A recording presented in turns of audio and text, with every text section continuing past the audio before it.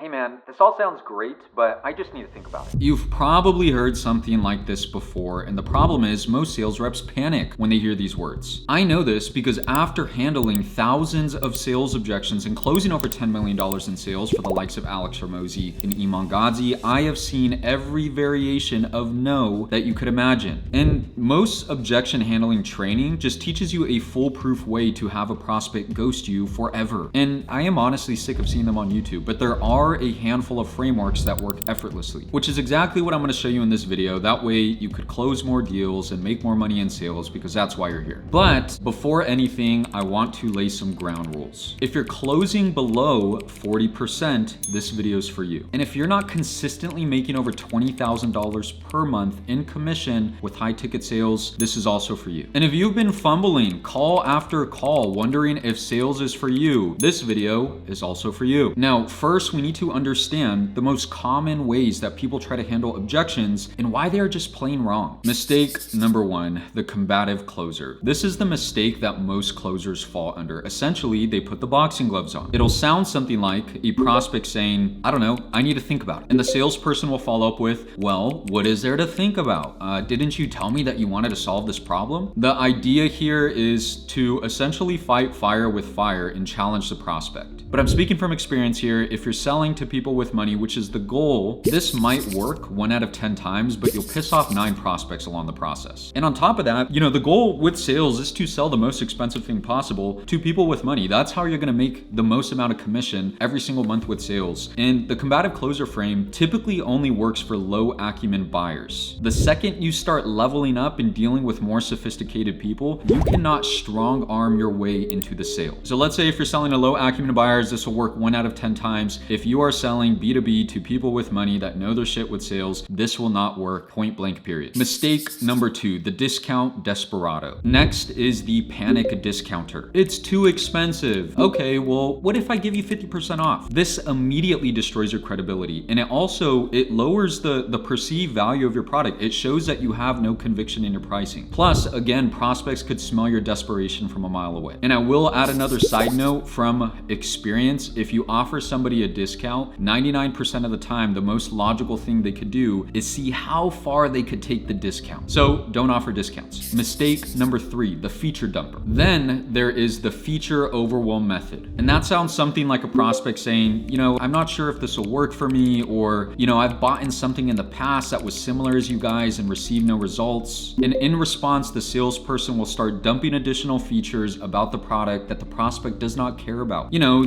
Well, let me tell you about our 47 modules and the one-on-one calls and all the support that you'll be getting. Let me justify through features how we're different. What you're doing is essentially throwing spaghetti at the wall and seeing what sticks, and features don't close deals, solutions do. And I'll add in a decent analogy with that. I do think, sales is a lot like dating. It's eerily similar. A lot of girls and guys that are really good at sales are not to be messed with when it comes to dating. And put it this way, imagine you're on a date with somebody that you like, that you want to commit to, right? And they tell you, hey, Alex, or hey, you, I don't think I want to date because I've been cheated on in the past. And your immediate response is like, I would never do that. I'm a really good person. Here's why. Here's all these features about me. I know in my case, I'd be like, yeah, all right. Maybe still a little bit skeptical. You want to come from a place of understanding in the dating situation, but also the same thing with sales. The way you're going to get a lot further with that is being like, hey, totally sorry. That sucks. If you don't mind me asking, what exactly happened? Or, hey, do you mind diving deeper in that? What do you mean by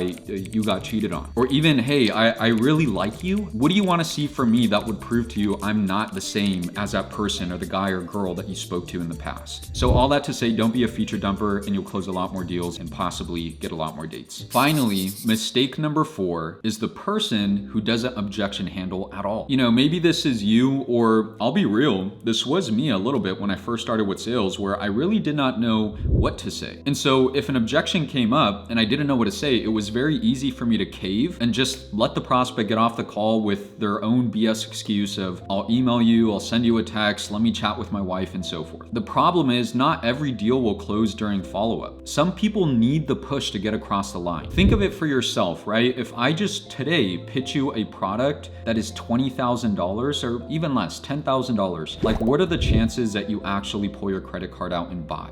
I'd say for 99% of the world, but even myself, spending $20,000 Like, there's a lot of stuff that money could go towards. I could help my family. I could buy a car. I could send my mom money. I could put my daughter in a better position. So it's normal when you drop a high ticket price as a high ticket closer that people have some hesitations or some objections that you need to help them work through. And so if you don't understand how to say the right things to push your prospects across the line, there's a lot of money on the table that you're leaving behind. That rhymed. But here's the thing, the main reason why I didn't rate any of these different frames or different ways to handle objections highly on the list is because it does require you to fight upstream. And here's the thing, the further along that you get with sales, the more you realize good closers don't get objections, they just get questions. So for you watching this, I guarantee you fall into at least one of those mistakes, but that's where the Revolver Method comes into play. Here is the 3 frameworks that changed everything. Framework number 1, the Revolver Method. Think of this as loading bullets throughout discovery. You're asking questions to get important information to add a bullet to your clip. Then, once an objection comes up, you're going to fire them at your prospect. Here is exactly how it works. The loading phase. Ask these 5 questions at the end of discovery. Now, question number 1 is all about timing, and it's a 3-question stack. So you want to ask all 3 of them back to back. Number 1 is how long have you been experiencing your problem? Number 2 is how soon are you looking to solve this problem? And number 3 is why. Let's say you're selling B2B, right? Like a B2B marketing solution for a business. They may say, yeah, well, listen, I've been trying to double my lead flow so we could make more money for the past 2 years. Then once you follow up with, well, listen, just to be sure here, how soon are we looking to solve this problem? They'll probably say, well, immediately, that's why I'm on the call. And then we could follow up with, I hear you, but if you don't mind me asking, like,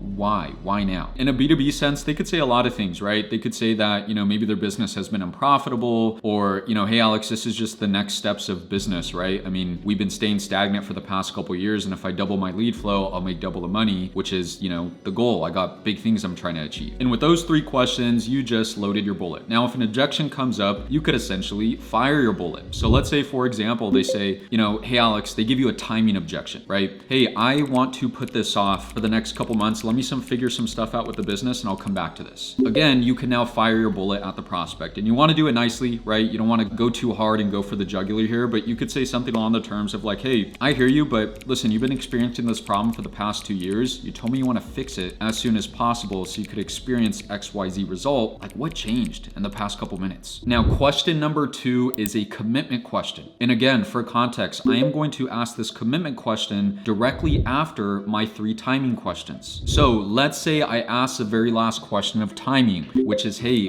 why now? Why are we looking to solve this problem today? And they give their answer. Well, I really want to experience XYZ result. I'm going to go straight into my commitment question and say, hey, we could definitely help you achieve XYZ result, but here's the thing, just like hiring a personal trainer, we could tell you what to do and give you the solution. You still need to implement it. So is this something that you're committed to so you could experience XYZ result? Now, you guys, I'm riffing here. I just keep bullet points on, a note sheet in front of me. So it sounded a little bit wordy, but at the end of the day, we're just trying to gauge their commitment to the solution. We're letting them know that, hey, we could help, but at the end of the day, are you committed with working with our team? That way we could get you there. Now, later, if they give you like a commitment objection, meaning, hey, I'm not sure if I really want to do this right now. This works especially well with B2C and B2B, to be honest, but let's say you're selling like a B2C biz op opportunity or even like a B2B marketing solution, and they say like, Alex, I don't think marketing is a thing that I'm going to focus on right now. Or, hey, Alex, I'm not really sure if I want to commit to learning to trade stocks. We could fire our bullet and use their own words against them and say, hey,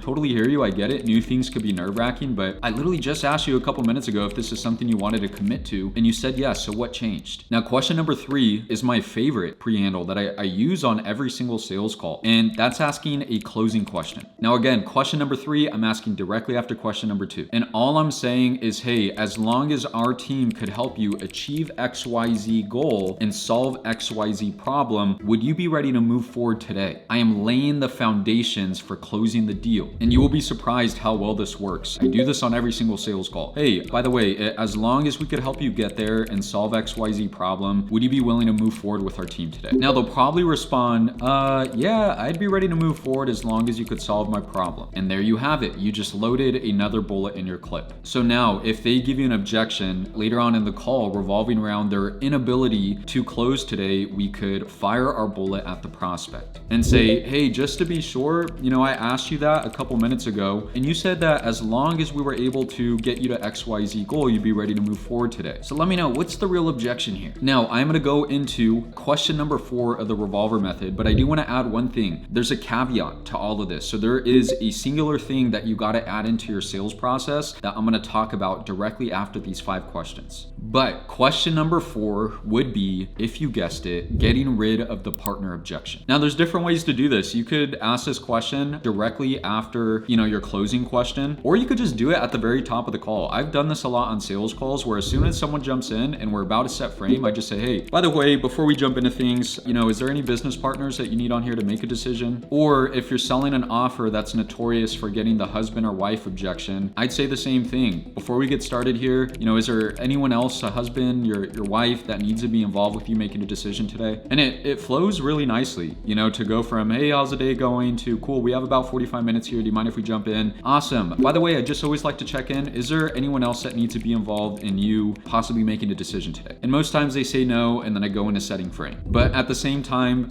with the Revolver Method, technically that's question number 4, which I started off asking this as my 4th question at the end of discovery. But it's exactly as it sounds. You're simply just asking, hey, by the way, I know you just told me that you're committed to this. I know you told me that you'd be ready to move forward today as long as we could help, because we asked those 2 questions. Meaning question number 2, we asked commitment. Question number 3, we asked our closing question. Then we follow up with, cool, by the way, I know you're committed. I know you're ready to start today, but is there anyone else that needs to be involved with you making this decision? Once they say no, we have handled the partner objection cold. And you will be surprised how many deals I've gotten across the line when someone gives me the, partner objection, and I just simply say, hey man, you told me that you don't need a partner. Like, what exactly changed? Yeah, well, $10,000 is just a lot of money, and what if it doesn't work? And you'll be surprised how many deals I've closed by, someone tell me a partner objection at the end of the call, and I just simply say, dude, I just asked like 5 minutes ago if you need a partner, and you said you didn't. So let me know what's happening here. And finally, question number 5 is all about time commitment. Now, what you don't want to do with this is tell your prospect, hey, in order for you to succeed with XYZ thing, meaning our offer, you need 15 hours per week. Does that work for you? Because all you're doing is possibly creating an objection that doesn't exist. Meaning, what if they don't have 15 hours per week and they tell you, actually, Alex, I don't have 15 hours. I got like an hour a day that I could spend on this. Next thing you know, you just created a random,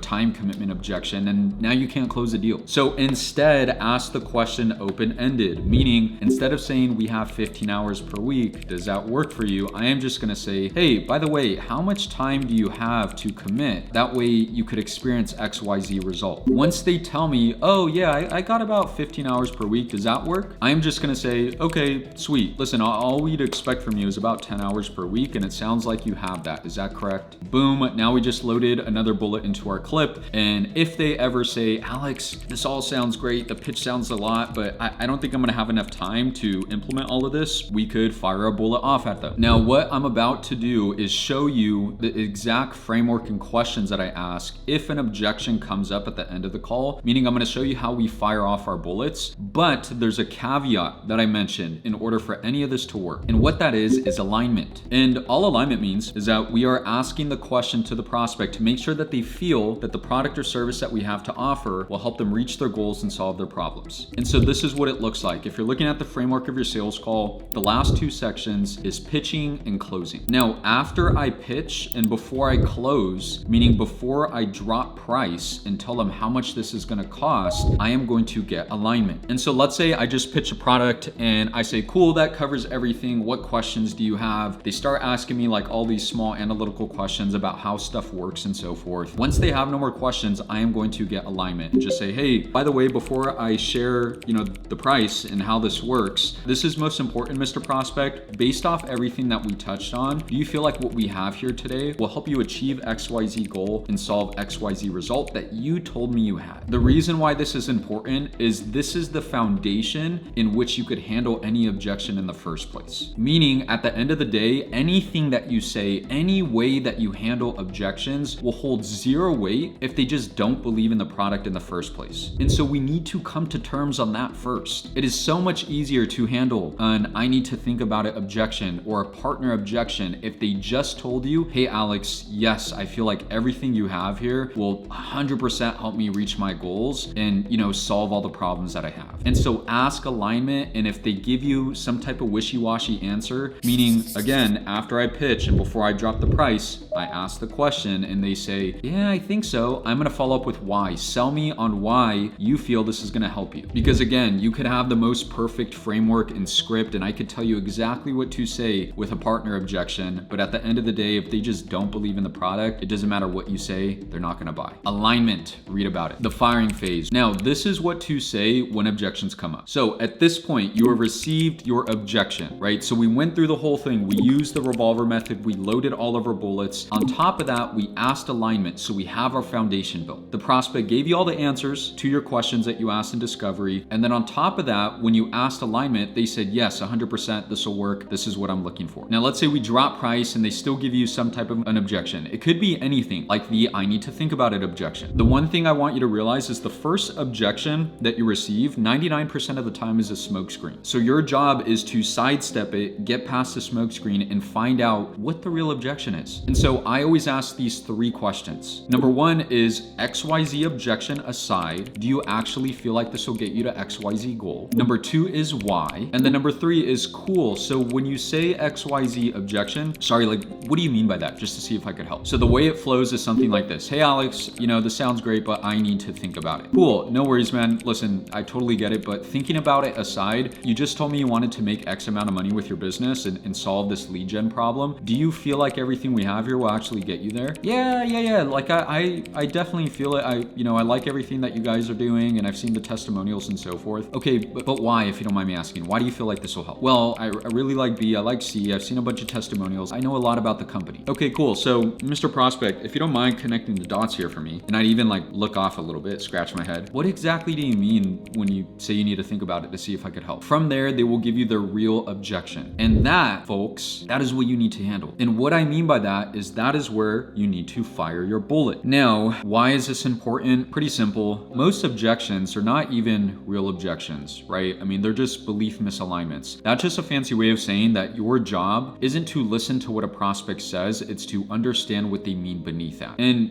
a great example I could use for this is something like the partner objection. Like I mentioned earlier, 99% of the time, the first reason that someone tells you they can't buy, aka the first objection that you receive, is just a smokescreen. And so if you don't follow these steps by asking your revolver method questions, by building your foundation, by getting alignment, and then on top of that, by following the 3-question process that I shared to you earlier, you end up wasting 10 or 15 minutes handling an objection that doesn't really exist. They may tell you that they can't move forward because they need to speak with their partner, but what they really mean beneath that is, hey, $10,000 is a lot of money and it's a little bit nerve-wracking. What if I don't succeed? I'm just nervous to move forward. And so you need to use all 3 sections of the framework that I shared with you. That way you could handle objections seamlessly. Number one, ideally, so you only get questions and you don't actually get any excuses as to why people can't buy. But in the case that you do, let's break past, what they're saying on the surface level and understand their real identity misalignment. Now, before we wrap all of this up, there is one final step that you absolutely need to wire in your brain, and that is the yes, no, or maybe frame. If you were to take anything out of this entire video, take this one thing and apply it to your very next call. And the way it works is so simple that it's gonna sound silly to you. If you don't want to hear somebody say, I need to think about it, tell them ahead of time that that isn't what you want to hear from them. It sounds simple, right? But it works like this. Now, directly after I go through discovery and directly before I actually pitch my product, I am going to include the yes, no, or maybe frame. And this is exactly what I say. Hey, Mr. Prospect, so we could definitely help you reach XYZ goal and solve X problem that you told me you had. Do you mind if I break that down? Once they say yes and give you permission to proceed, you could go ahead and dive into the yes, no, or maybe frame. And all you need to say is, cool, really quick before I break that down. I know at the end of the call, there's typically 3 things you could say. Either, Alex, hell yes, let's do this. No, which I want you to know,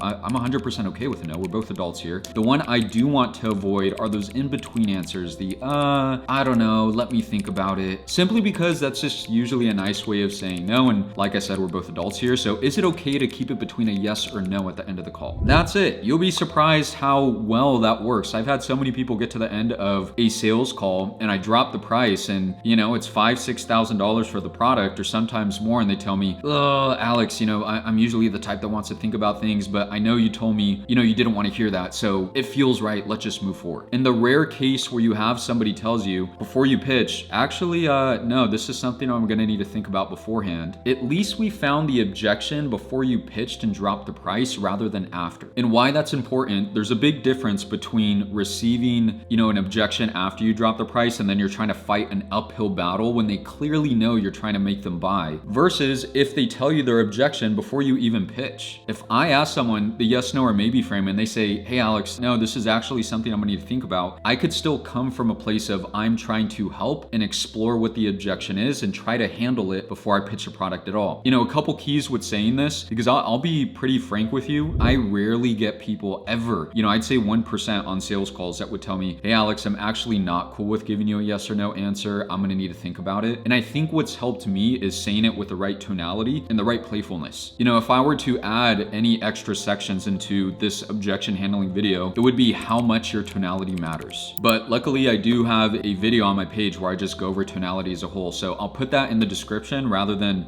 diving super deep into it now. So all that to say, add this to your sales calls. If you're gonna take anything away, add the yes, no, or maybe frame to your calls tomorrow. And once it works, the one thing I ask of you is to come back to this video and toss a comment. That way I could feed my ego, which I'm kidding. And look, objections will always come up in sales. It doesn't matter how good you are. There is a proper way to minimize the objections that you receive, which is what this video is about. But just remember, great closers, they don't really get objections. They just get questions. But now you have my exact frameworks that has helped me close $10 million in sales. So the only thing I ask of you is implement this immediately on your next call. Come back to this video, toss a comment, and let me know how it went. And if you're really serious about improving with sales, because objections is only a small piece, I suggest that you watch this free 5-hour training that goes over the best way to make a consistent $10,000 to $15,000 a month with remote high ticket sales. Should pop up somewhere on the screen. I'll put it in the description too. And remember, once you learn to sell, you will never starve. Thanks.